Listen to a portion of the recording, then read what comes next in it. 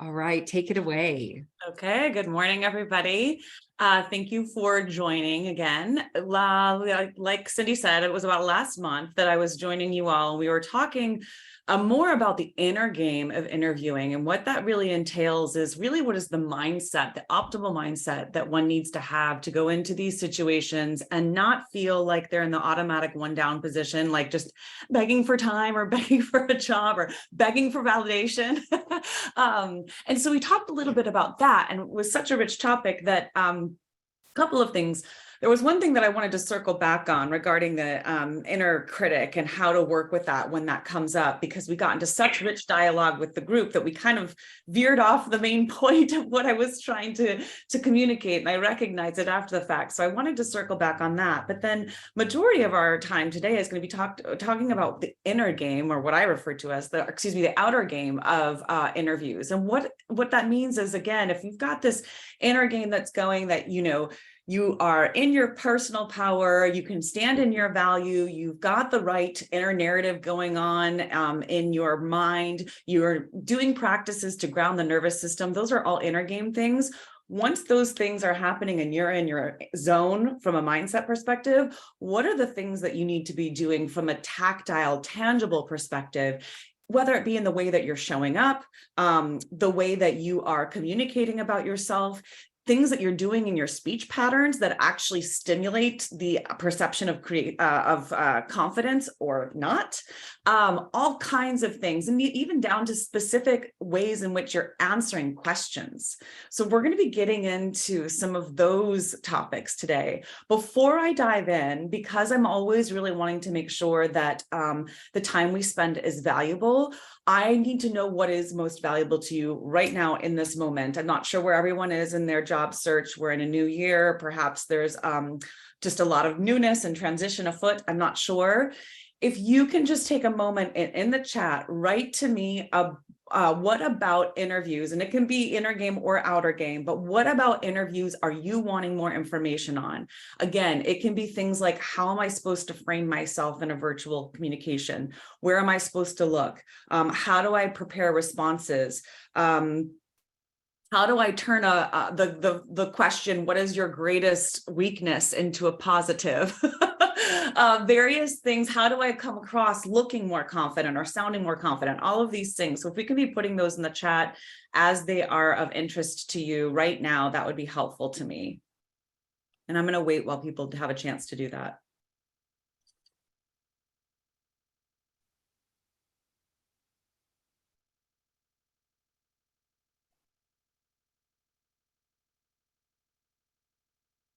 Okay. While everyone's writing in there, how to present the most executive brand forward. Okay, best way to close out an interview. While people are gathering their thoughts and including that there, thank you, because again, like I said, that's going to make this time the most valuable for you. To circle back on one of the things we talked about, so I can get it out of my brain and move on to something else. We were talking about the inner game of interviews. We were addressing things to get you in your mental zone, right? Steph Curry, for those of you who are not basketball fans, incredible player, happens to be on the Warriors here in the Bay Area.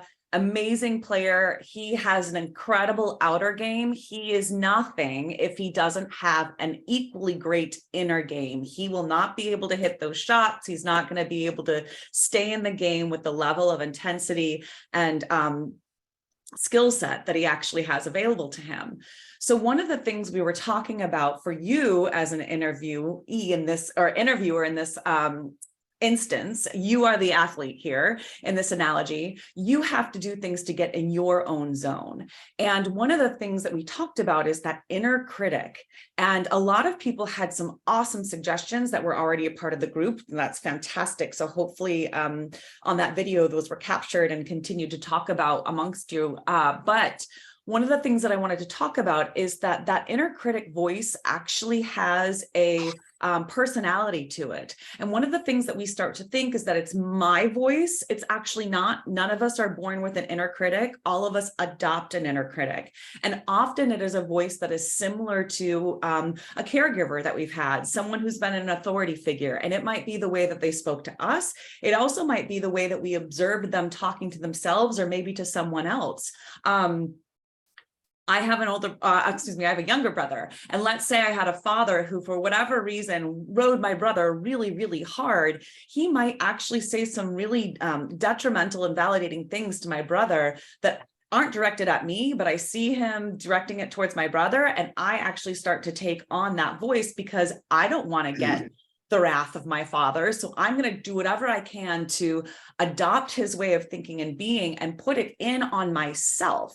So now I become kind of this inner captive, this inner bully of being able to really freely express myself, really freely be in my optimal power, because I've kind of got this thing over my head that's saying, don't do much, don't, okay? So when we're dealing with the inner critic, I just wanted to give some tactile, tangible things to work with, because the more, like I said, tangible or tactile we get with this, the easier it's going to become. I can theorize about it all day, but I wanted to make sure that we circle back on these things. Your inner critic voice usually has some type of tone quality to it. So the next time this comes up for you, I want you to just kind of put this exercise in the back of your mind. Think to yourself, what is the thing that my inner critic most often says? Usually it is a standard line or a standard word. They're not too creative, those inner critics. They literally just have a thing that they know that works and they press that button every time, okay? So be paying attention. What is the saying that I'm usually getting when that inner critic comes up? What are the words? The other thing I want you to think about is, what is the tone of voice? I mentioned in our last session that, interestingly enough, the inner critic often comes behind one of the shoulders over the ear. This is scientifically studied, okay? So what could we do with that? Well, number one, I might be able to change where the voice is coming from in my body as I'm hearing it, right? So if we take the theory that the voice usually comes over the ear, would it be so powerful of a voice if I actually was able to put it into my big toe? You know, what about my kneecap? I've actually done this exercise with clients. If that voice is there, what does it feel like when we move that voice into the stomach? Really uncomfortable, right? So there's really interesting things that you can do when we're studying the somatics of science to move some of these messages in different places within our body that actually then change to how much influence they have over us. So paying attention, what is the inner voice saying? Where is it coming from? And can I move it around? The other thing is, what's the tone of voice? If I've got this inner critic voice that's really just jerk, they're not nice, they're jerks, right? So they're just like, what do you think you're doing, Hillary? You're completely bluffing this, or don't F this up again. Whatever those things are, what if I change that voice to like a Minnie Mouse voice, right? Like, don't do this again, Hillary. What if I change the tonality of that? Again, does that have as much power over me? So doing some of those practices to really see how you can work with, not necessarily against, your inner critic are some things that are likely things we've not thought about, but things that I definitely wanted to bring up in hindsight of our last conversation, because they are really tangible things that you can do to help with that. Okay, so that is important. Why is it important? Because far too often people are going into interviews in that one down position. Okay, so before you even come on the video chat or before you even get in the door, a lot of us are bringing this mentality with us that I really need this job. I don't really want this job, but I'm really needing the validation because I've been feeling out of place in my current role. Maybe they haven't interviewed for a long time and they're just simply rusty. But all of these things are usually not necessarily setting us up from an inner game perspective of equality, much less being able to really stand and own our value.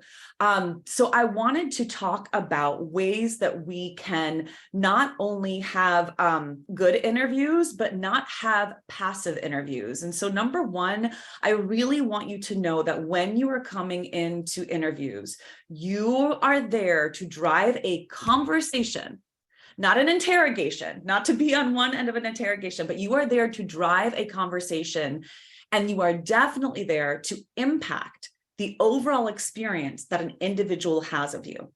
Okay, so now you usually get to do that interview in ways that are threaded around a topic of of affinity, right? You're there to talk about a specific industry. You're there to talk about a specific role, but you are not there to answer questions.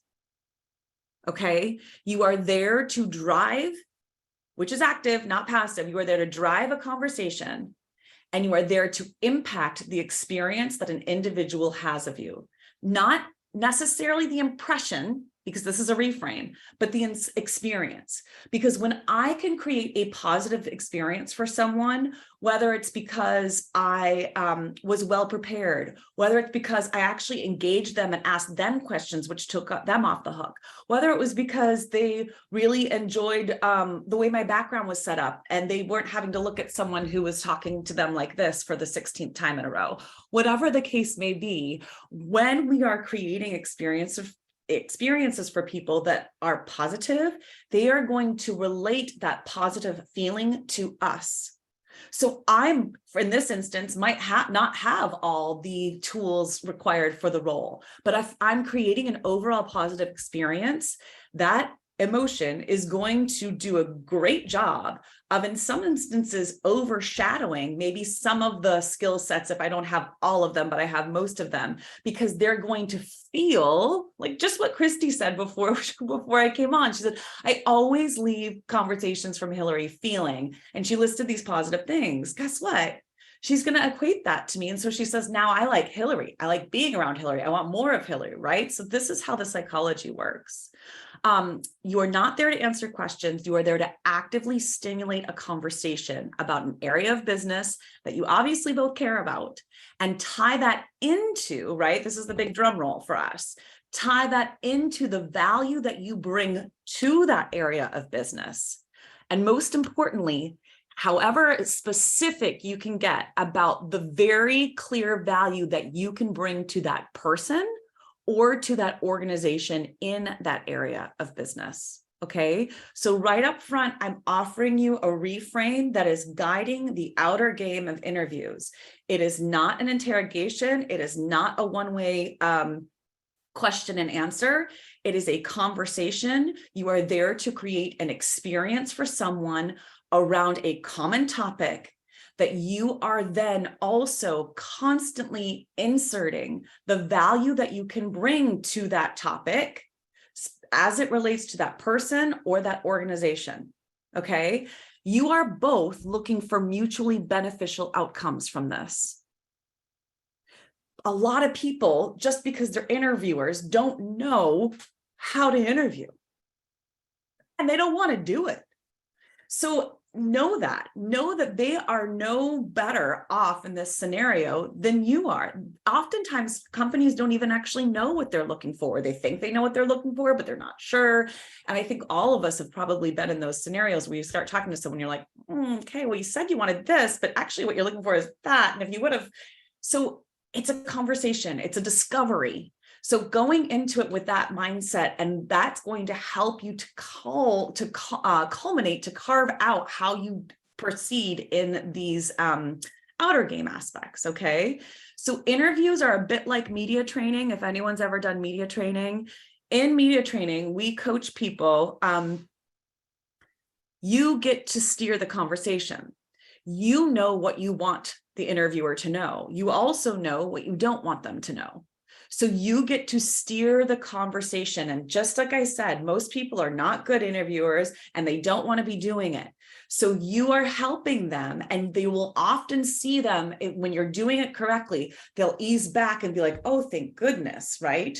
If you are doing it effectively, to just steer the conversation around the topics that you want to speak about, not towards the ones you don't want to speak about. So the goal, again, is wow. What a great interview. What a great person. I also want you to think about, I actually learned something from that conversation, meaning this is what I want the interviewer to be walking away with from an experience with you. I actually learned something in that, or that was so easy, or man, I feel energized after that conversation. Those are my goals for you going into your interviews. Okay. Now, when I say, I actually learned something, that goes back to that conversation. That goes back to, hey, we are both here looking for a mutually beneficial outcome around a certain topic that obviously we have familiarity and affinity on. And guess what? And me in this seat as the person being interviewed, I know that my job is to figure out what you care about most in that industry, where you are feeling you need most support. And I am constantly going to be bringing my answers and the conversation back to, and here's how I can be an asset for you. And here's how I can help you drive that initiative forward. And here's how I would love to be a support to you. Okay. Even if you don't get the role, I literally want someone to say, that was a great conversation, great experience, great individual. That's the goal. Again, because when people are having a positive experience, they are going to automatically attribute it to liking you. So this idea, what I'm speaking of, is a lot of EQ, or emotional intelligence, and the EQ that we're bringing to an interview is going to often color that overall impression of you. There was a study that was done, and they chose 8 individuals.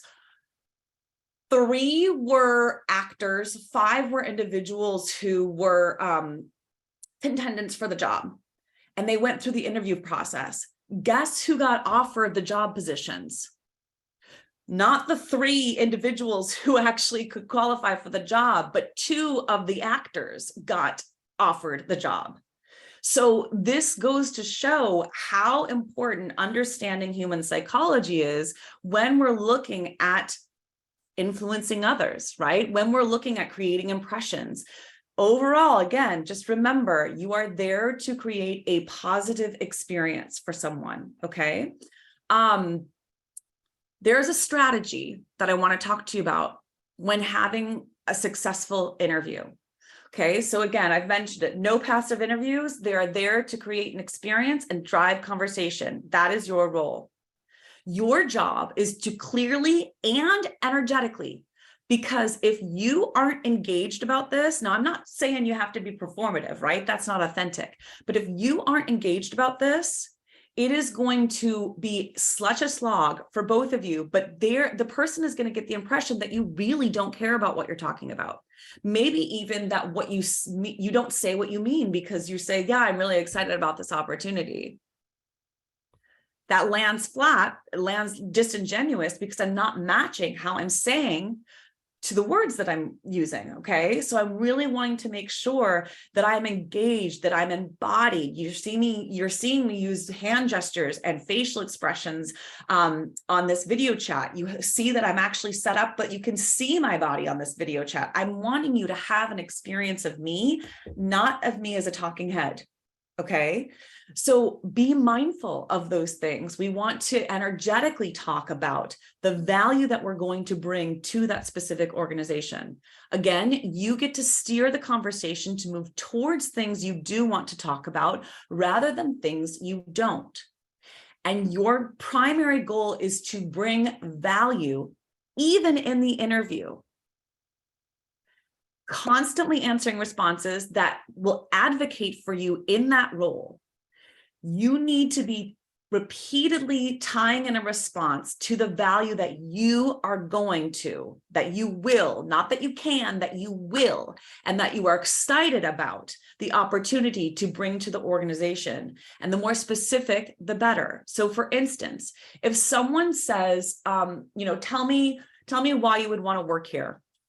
And I could say, well, I've done a lot of research and I have been so impressed, not only with the growth trajectory, but with the leadership of this company. Both of those pillars are extremely important to me. And here's why. and I go and talk about growth. And then as I'm talking about growth, I say about the things that I'm inserting the things that I've done at my previous roles to increase growth. And I'm not just telling them, I'm going to actually show them by dropping in statistics. I think I talked about this a little bit last session, but it's interesting. Female of center communicators have a more preferable style to communicate in storytelling. They like to tell, they like to use language. Male of center communicators, not so much their thing, like to use numbers, okay? So show and tell, we're going back to kindergarten here. I want both things to be present. I want you to weave this tapestry of both showing people with statistics, because if you show me that statistic that you increased revenue by 50% within 6 months of a blah, blah, blah, blah, blah, I know that you are, worth your weight, right? That you're standing in your value.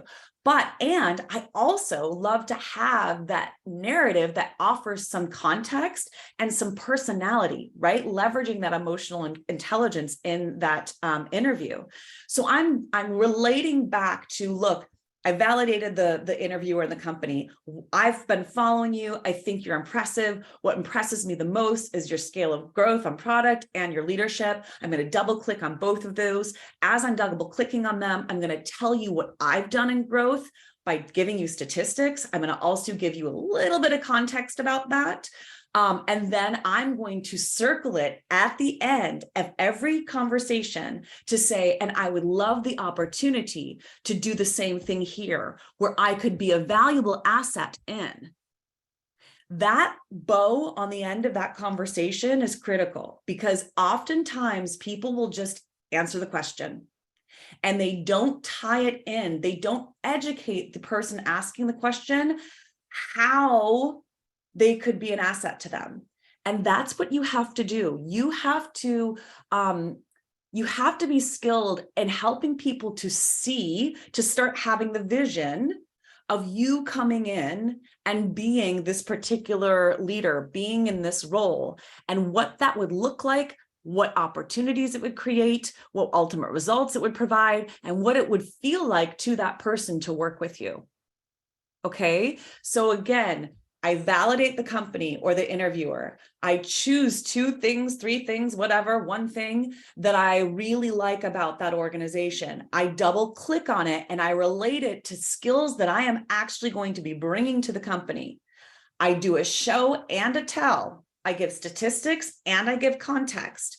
And then at the end of that, I say, and I would love the opportunity, and I know that I could be an asset, right? Words like I will, I know, I'm excited about this opportunity. I would love to drive growth in this way. I think I'm using all of these words that are a little bit in the neuro-linguistic patterning world to give people, to kind of start getting people into the psychological, emotional mind that we're already doing this, right? Oh, we can do this together. Oh, this person is going to deliver. They're not saying, I think I could, or yeah, it would be a really great opportunity if it worked out. No, I am saying when. I'm not saying if. I'm saying I will. I won't. I'm not saying I hope or I want. These things are really important. I'm not saying you, I'm saying we. So these little drops of language are another level for interviewers to kind of be able to be putting into their repertoire. But at the end of every answer, I am always circling back, and I would love the opportunity to drive the same level of growth in this company by supporting these 2 initiatives that I see are really up for you right now. And I would really love the opportunity to be a part of this leadership, because I know that I would be a great asset and we would be an additive together, right? We together again. That's something that a lot of people don't think about. Okay, so I'm going to pause right here and I'm going to check in with you all and see if there are any questions, any comments. Tucker and Cindy, I know there's been a good number of eyes on the chat while I've been eyes on you. So if anyone can help bring up some conversation or some questions of interest that I can dive into, that would be helpful right now. Okay, there's a question about What is the inner game of the interviewer on initial interviews? Rarely a person knows anything about the position. Well, okay, so I think that's whoever asked that question, can you come on? Because that's the language, we might be just not sharing same language. Yeah, so Chris here, Hey, happy Chris. to be here. Thanks so much for that presentation. Yeah, in initial interviews I've had, a lot of the initial interviewees are typically a contractor screener type interviewer. Like I'll reach out to a director of sales and say, I want to join your organization or be part of what's happening. They'll say, great, we'll pull you into the process. And the first person I get on the phone with is a contractor from Denver, Colorado, who knows absolutely zero about software technology or sales and starts asking me questions about my personal life, how I've done, blah, blah, blah. And I instantly get a little bit resentful because I'm like, this person obviously doesn't even know what they're doing. And yet I have to kind of jump through this hoop. So my bad for getting resentful. I need to work on that. But I'm just wondering, what is this inner game here? What are they really looking for by putting somebody that obviously knows nothing about the business, the technology, or selling, or management, or leadership, having somebody interview for a senior level position to go through that person first? How do I get through that gatekeeper? Yes. So number one, Chris, your frustration and resentment is totally validated. I would say that's probably not a company that I want to work for. Like, bad on them, honestly. If either the senior level position really isn't that senior level, or they don't care, or they're unorganized, or they're stupid. I mean, like, you don't do that, right? Because again, they're looking for someone to help them scale their business in very specific ways. And if you're putting someone who doesn't know anything about the role, or even maybe about interviewing in general, how is that responsible? How is that aligned with what they say they are as a company? So to me, that's a big red flag, quite frankly. And that's one of the things that I'm talking about is the inner game. Here you are thinking, man, I have to do all this jumping through the hoops and blah, blah, blah, blah, blah. Hold on a second. What about this company?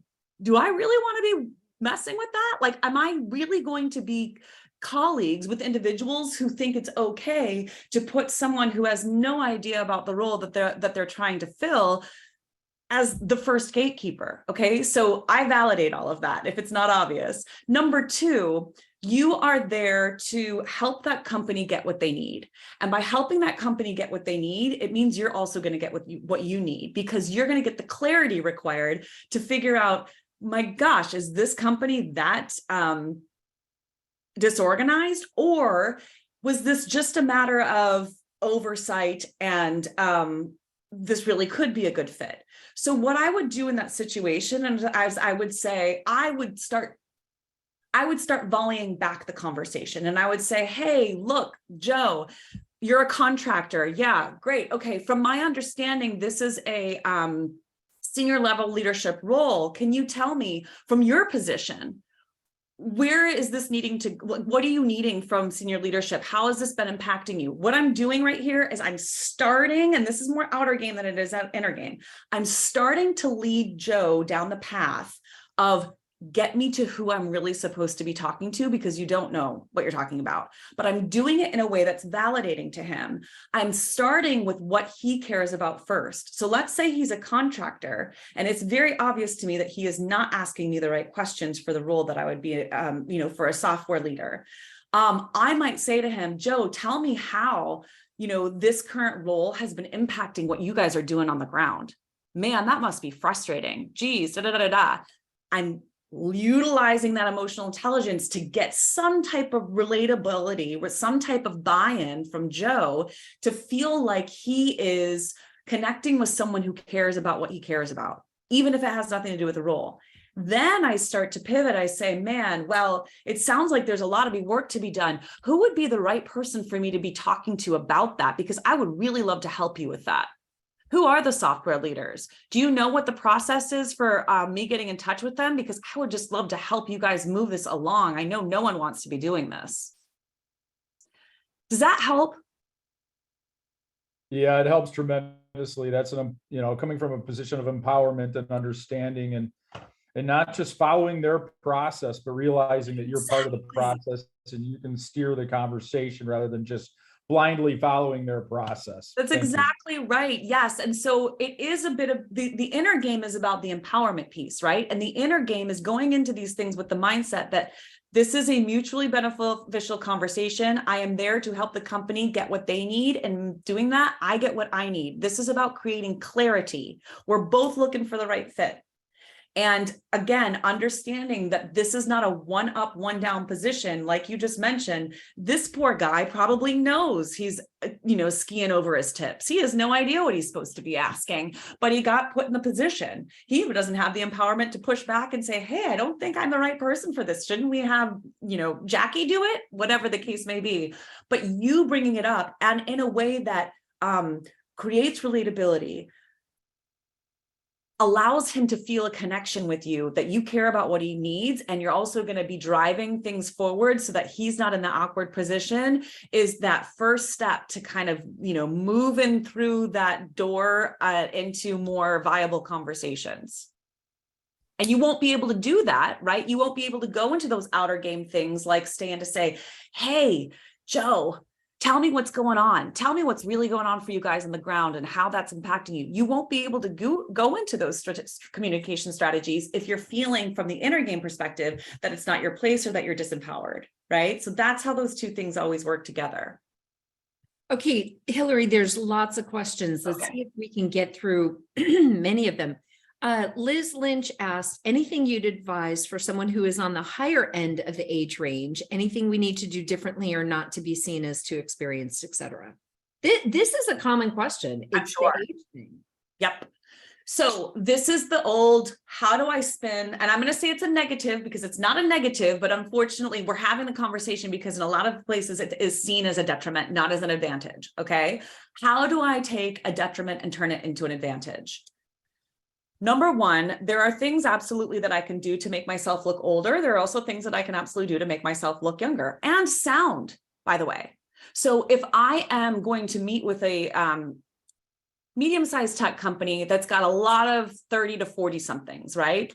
I am not going to dress up in a blazer with a popped collar shirt and be speaking very crisply and clearly and, have, I don't know, my trophy on my desk. I'm not going to do that because, again, it comes down to relatability. I might say, well, I'm also not going to show up in a t-shirt, but what I am going to do is I am going to put on a V-neck t-shirt that's got a little bit of something and a blazer. Or I might have a blazer that's got a hoodie in it. Okay. So I'm combining elements that allow me to still be relatable, but also still one step above or still in my, what I feel is a powerful place for me. Okay. So that is really simple about what it looks like. Again, what it sounds like. If I know that I'm meeting with a younger audience, I'm going to be utilizing more communication rituals that are relatable to them. And vice versa. And this is why that emotional intelligence is so important, and our ability to have a full range of ways to communicate. I am going to show up differently with my audience depending on how I'm reading them, because if I want to create connection and buy-in with them, I have to first create relatability. And relatability all comes down to what is familiar to me. So I'm going to try to be creating familiarity. I might start using some filler words if I'm talking to a younger audience. I might start really enunciating if I'm talking to an older audience. I might start talking about a completely different topic with an older audience than I would with a younger audience. So none of it is inauthentic. It's just, oh, I recognize I need to put on a different expression of myself in this interaction if I'm going to create that relatability that's going to then lead to connection, buy-in, trust, etc. Now, from a communications perspective, I would call it out. I'd say, look, tell me, obviously you are a young company. We are here, listen to my language, we are here to drive growth in a very high level, highly volatile industry. It requires agility. It requires focus. It requires blah, blah, blah, right? Listen to the words that I'm calling out here. Tell me, I could say, I've done this however many times over, right? I've done this here, I've done this there, I've done this there, but tell me, how is it going for you? And what would be the ideal avatar in your mind to get this done? So what I did is I called out the things that they're probably already looking for. So I'm like, I'm already on it. Number two, I see myself in that role because this is how I've done it in the past. Number three, I'm asking the question because now I'm going to start getting specific intel from them, because now they might start to pigeonhole themselves, often unconsciously, into a more youthful whatever. I'm trying to steer it away from the youthful. I'm trying to go to the characteristics, the qualities, and the skill sets. And so I can say, I love what you're saying here, because as a veteran who has done this 30 times, whatever, right? And has worked with companies who are in their earlier stages or who are right at this pinnacle of growth, it has been such a value add to them to have someone who has been there before, knows how to call the plays, and can move the team forward in a way that doesn't add to more of the, I mean, I'm making up words here on the fly, right? Add to more of the newness. You've got someone who's been in these trenches that knows how to drive these results. And I would love the opportunity to do that for you. I realize I'm going through a lot of stuff. Did that make sense? I love what you said, especially about addressing the audience. Like, know your audience and address it at their level. Correct. And like I said, if you know that there's a negative, call it out first, or that there's a, detriment or a detractor. There's ways to call it out without calling it out. And by you doing so, you can then steer the conversation. So what I just did there is I recognized that I was older. So I said, look, I know that you guys are blah, blah, blah, blah, blah, blah, blah, blah. By me saying those things, I'm letting them know that I know who you are and what you're looking for. And by the way, I did that at X, Y, Z, where I was able to that runway of me having these 6 years of experience allowed me to be an even stronger asset. And that's why I would love to get back into a situation here where I could. So I know that the runway or the age might be a thing. I start to address the qualities around that I'm looking for, not the age, the qualities. And I start driving the conversation in a way that I can get more information about maybe what specific things they're looking for, maybe what specific things they're concerned about, and I start to spin it in a different direction. So there's another question that's kind of related. What are your recommendations for walking a fine line between steering the conversation and seeming to be arrogant or overbearing in talking about yourself? Definitely. You ask questions. If I'm asking questions of someone, I am not going to be coming across as overbearing or arrogant. And number two, you are there to stand in your value. You're not there to create an overinflated sense of value with false information and false data. But my God, if there was ever a time that you were there to sell yourself, it's now. So to that person, I would honestly really, I would err on the side of caution to even be thinking about that, unless you really are aware that you have some tendencies to be excessively overbearing and overinflated in what you bring to the table. And that's, another session for another time. But you are there to communicate clearly and vividly, right? An animated way, the value that you bring to the table. And so I am there to take a stand to help that company get what they want by letting them know what they get with me. And if I'm asking those questions to say, tell me, where has been the biggest roadblock for you? I know you sit in this role and, this is a bit of a cross-functional role, but how has it been impacting you? Oh yeah, I see where that would be difficult. So what have you tried and what's worked? Yes, I get it. So from your perspective, Katie, what would be the ideal candidate, and how could we help you sitting in this function get into these other areas? So again, I start relating it to the individual and how I can help them. And I'm asking questions about them. When you're asking people questions about them, they are not seeing you as being overly controlling or verbose. They actually, people like it. Most people like to be asked, what do you care about? Because I care about what you care about, or I like the way you think. It's a very validating thing. These are all really great. Okay, there's a couple questions that are somewhat similar. How do you end an interview? And then what about follow-up? Because so much of follow-up seems desperate, right?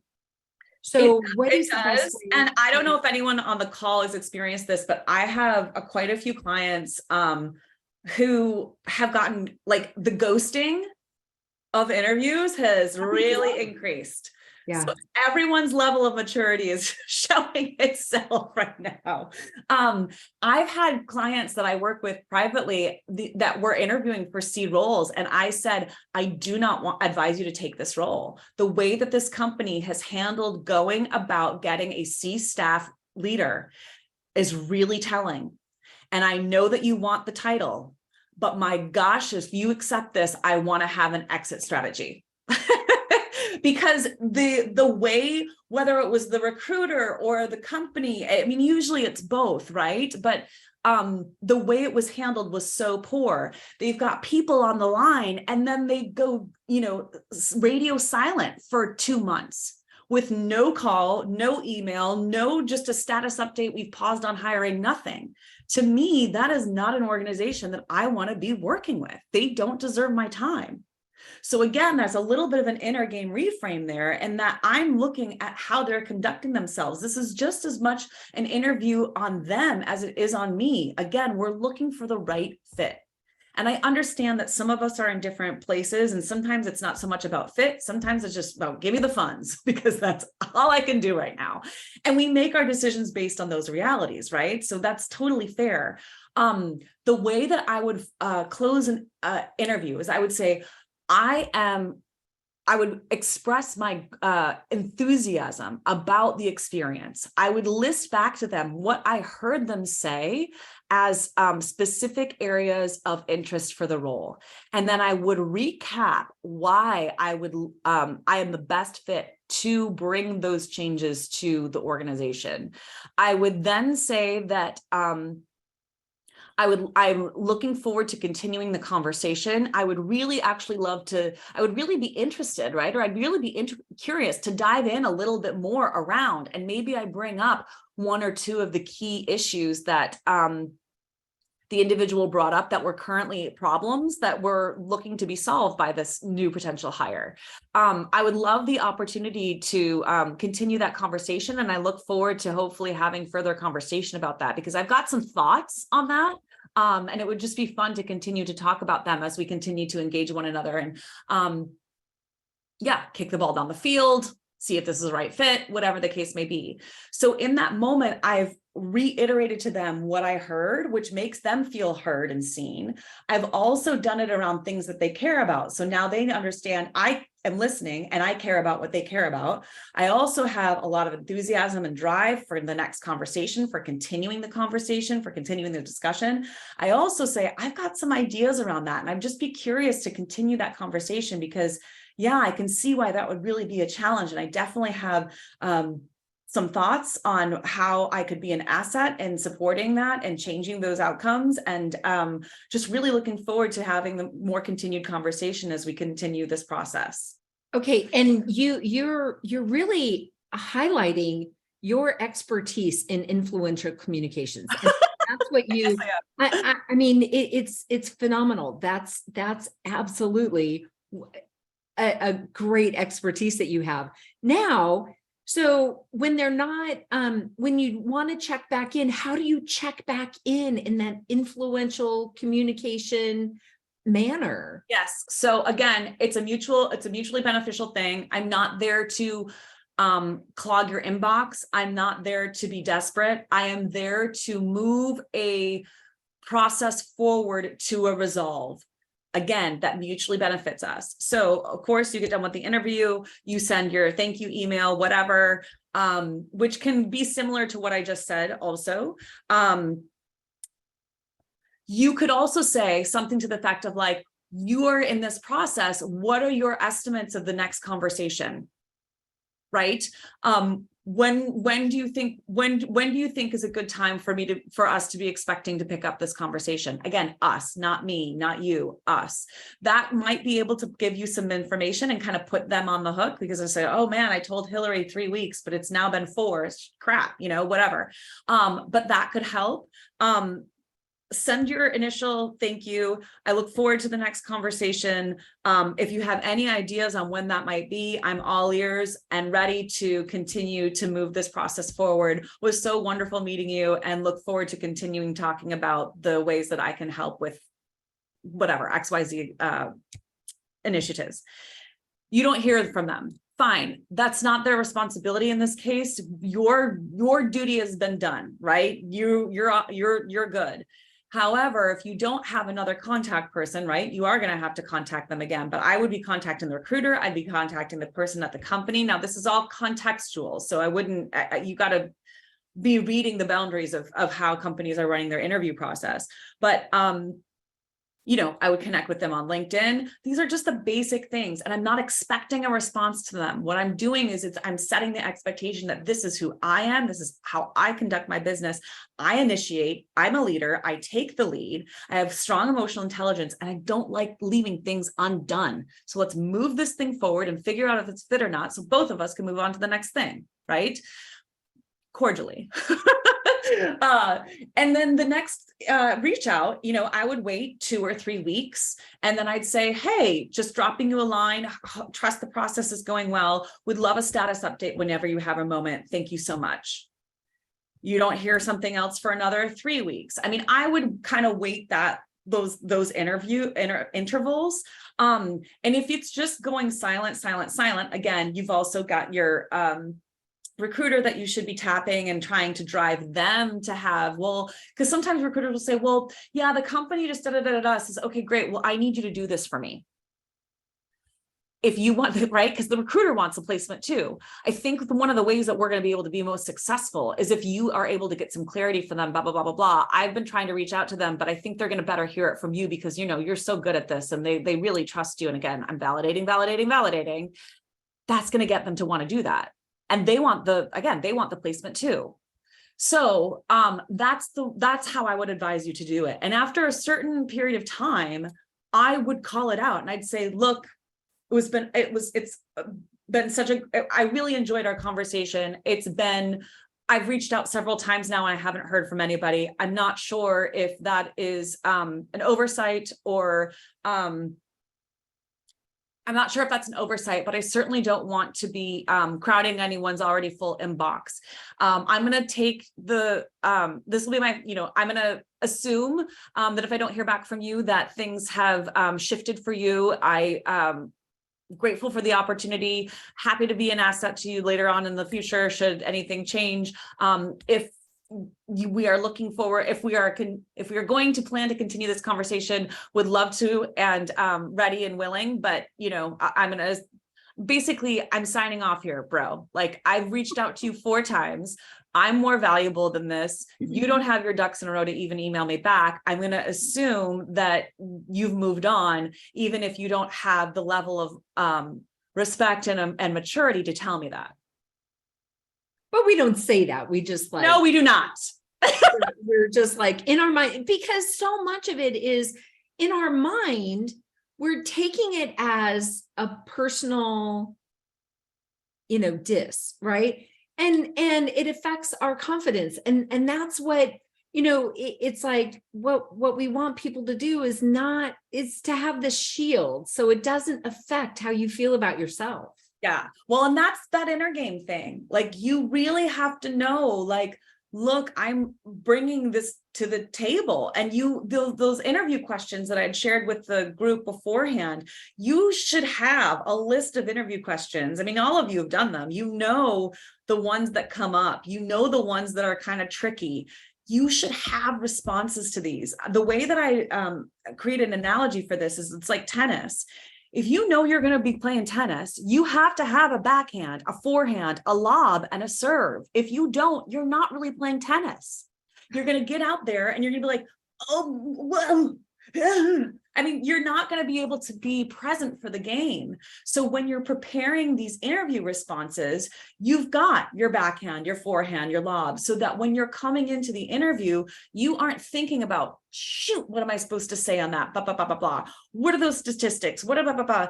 I've got those in my back pocket and they're not taking up all of my bandwidth. Now where my bandwidth is going on an interview is how am I creating that connection? The bandwidth goes to the volley. It's not how do I hold my racket? That's a great analogy. There's one question that I want to make sure that we get answered before we have to sign off. And that's from Sage. And Sage asks, how do you present and discuss being laid off without bringing it up yourself? Without bringing it up yourself? Yeah, Sage, can you come on? And I'm seeing really good comments in the chat, by the way, like Chris, for sure. Like I would ask those questions. Brian, that's great. Like, yeah, you guys are awesome. Sage. Yes, I think that probably most of us are getting asked this without bringing it up. And so I just wondered your take on it. You know, how would you answer it? What are some good... The question or the words that I heard is how would I answer it without me bringing it up? So without me, so like I haven't brought it up, they're bringing it up. So what should my answer be is just my question. Well, my gosh, you're kind of in a sweet spot because who the heck isn't getting laid off these days? Right. So you can just normalize it. You can say, yeah, look, my role was, I would start with the positive. My role was able to blah, blah, blah, blah, blah, blah, blah, blah, blah, blah, blah, blah. And at the end of that success with the, do I want to say the end of that success? And at the tail of that success, the company decided to move into a different direction, given the economy and et cetera, et cetera. So it was time to make some tough decisions. And let's see. And so I'm looking forward to continuing that trajectory with another organization where I am able to, and then you bring in all the things again. Does that help? Sure. Yeah. Okay. That's a great way. And then one last question. David asks, how do you differentiate between kindness and genuine interest in your candidacy? I love that question. How do you determine, can you come on and talk a little bit more about that? David, are you there? He may have signed off, but no, I'm still here. Okay. David, you sound so excited to be here. Well, no, I'm still here, trudging this. Can this woman please answer my question so I can get off? No, I think in an interview situation, of course, everybody's kind, everybody's very nice. So as a candidate, I want to know the difference between genuine interest and just being kind. So how do I go in that direction so that I get a sense of when they say, yeah, I think I'd like to push you on to the next round, they actually mean it. Okay, because that was my other question. Why is this question important to you? The real ask is, how do I get clarity that is going to result in action from these people? Fair enough. Yeah. So you need to press a little bit harder on that commitment pedal. So they say, yeah, I'd really like to push you forward. You say, great, thank you so much. I really appreciate that. Hey, tell me quickly, what about our interview is really energizing you right now? Or why, what are the things that you're seeing? So what I'm doing there is I'm getting that person to reaffirm through verbiage, but also an emotional sense of why they're saying they're going to do what they're going to do. When we have emotion behind something, we have more motivation to do it, especially if it's positive emotion, right? Okay. So, and then I'll say, that's great. what do you think is the timeline on that? Or what do you think we should be looking for as timeline? How soon are you wanting to be? And again, some of these responses are in the chat here, because I'd really love to continue the conversation.